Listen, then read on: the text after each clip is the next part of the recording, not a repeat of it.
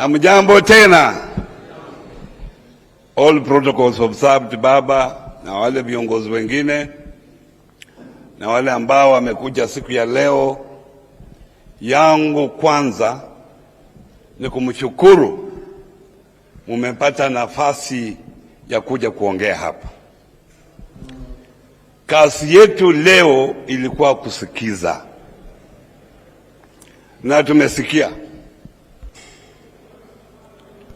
But before I go far, when you see these figures that were here, the theft that was done here, it annoys you. Wengine tulikuwa tunatafuta kura, hatulali. Lakini wengine kazi yao ni kupanga vile wataiba kura. This arouses bitterness to many people in this country. You have spoken so many things here. You have raised so many issues here. But in my capacity as the chairman of the Azimio Executive Council, I want to refocus you people on 4 important issues that we have put on the table, so that we don't lose that particular focus as members of this movement. The first one is cost of living. And we unveiled these issues when we unveiled the committee, the parliamentary committee that we have selected. We should not lose focus on the cost of living. And the cost of living, we are looking at short term. What are the issues that we are looking at? Cost of food, cost of fuel, cost of electricity, and school fees. Other issues are long term. We cannot deal with the complicated fiscal and monetary policies that they are.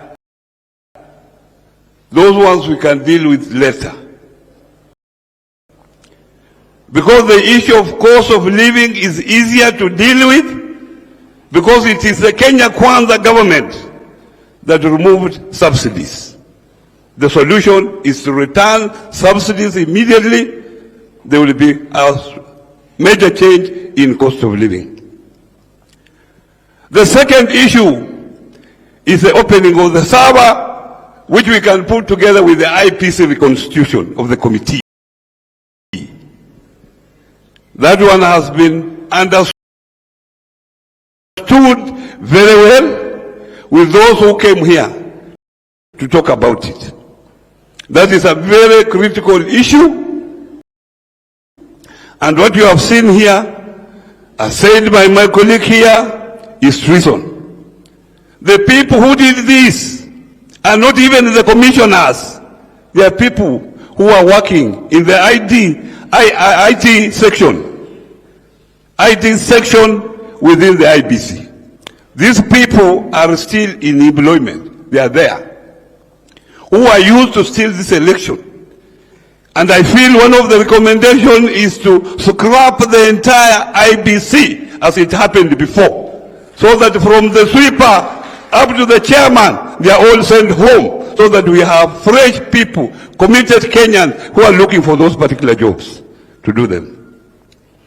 The other issue that we are focused on, this party discipline, buying of leaders, buying of members of parliament, in the name of going to State House, being told that you are coming here for development.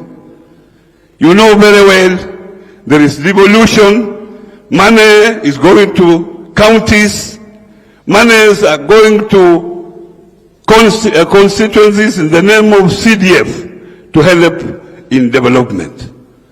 What other development are you going to State House to get? These members of parliament. We cannot build democracy in this country, sustain it, if members of parliament are being bought day and night in the name of development. That is the third issue. The last issue is the exclusion of other communities from civil service employment. You have seen what is happening. Even you, the youth, because that time, wakati ule, nyinyi vijana ndio mlikuwa mnasema hasula, hasula, hasula. Muniambie wakati huu, how many youth have been employed? All these people have been employed. From the CSS, from the PSS, and from the CASS.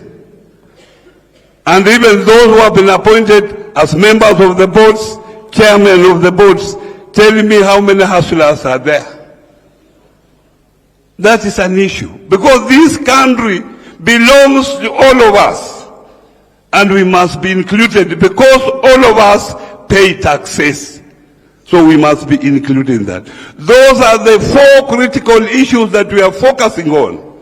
But other issues might arise, and we shall look at them as they arise. The other day in Kimaliza, I met one of them, and he was telling me, he was asking me, how is the financier? How is your financier? I said, who is this financier?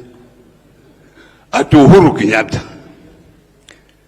Nikasema, when we go for this mass action, do we pay the people who come there? Do we transport people who come there? Do we transport them? It is only the address system. You mean these people cannot afford an address system? Do we finance those ladies who pour water on us when there is teargas? We use that water to wipe our eyes. Do we pay them?